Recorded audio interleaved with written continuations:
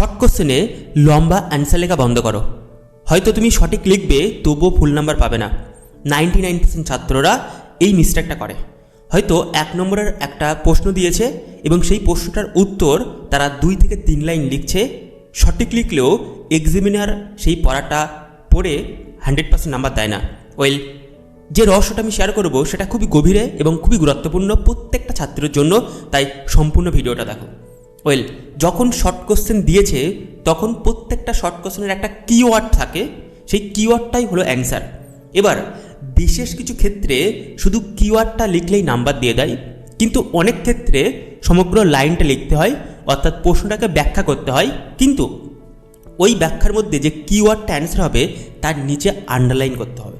এখন তুমি আমাকে প্রশ্ন করতে পারো, কেন তুমি 1 নম্বরের প্রশ্নতে 3 লাইন লিখবে না?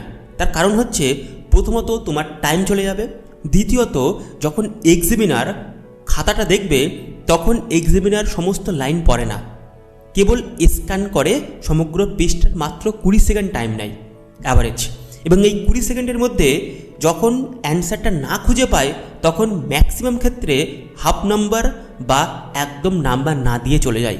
কিন্তু এখন যখন তুমি প্রশ্নের উত্তরটা লিখেছো, তার আন্ডারলাইন করেছো বা বুলেট পয়েন্ট করেছো, তখন এক্সামিনার যখন স্ক্যান করছে খাতাটা তখন হঠাৎ করে তার সেই সঠিক অ্যান্সারটা নজরে চলে আসে এবং 100% নাম্বার দেয়। এখন প্রশ্ন উঠতে পারে, তুমি কখন করবে শর্ট কোশ্চেন? প্রথমের দিকে করবে না শেষের দিকে করবে? আমি বলবো প্রথমের দিকে করো, এবং যে প্রশ্ন শর্ট অ্যান্সারগুলো হবে না তার জন্য একটু জায়গা খালি রাখো।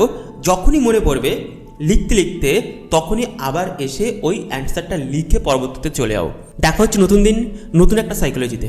হয়তো তোমার একটা প্রবলেম, যে প্রবলেমটা তুমি কাউকে শেয়ার করতে পারছো না, হয়তো যে প্রবলেমটা তোমাকে আটকে রেখেছে সেই প্রবলেমটাই হতে পারে পরবর্তী ভিডিও। তাই আমাকে ফলো করে দিও, লাইক করে দিও এবং কমেন্টে লিখবে এই ভিডিওটা দেখার পরে তোমার কেমন এক্সপিরিয়েন্স হয়েছে, তুমি কি শিখেছো।